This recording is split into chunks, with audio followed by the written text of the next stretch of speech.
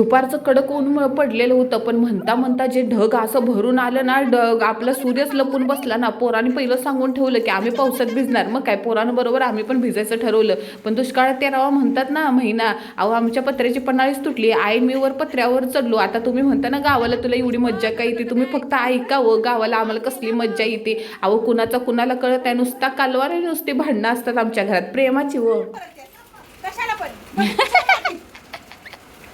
कशाला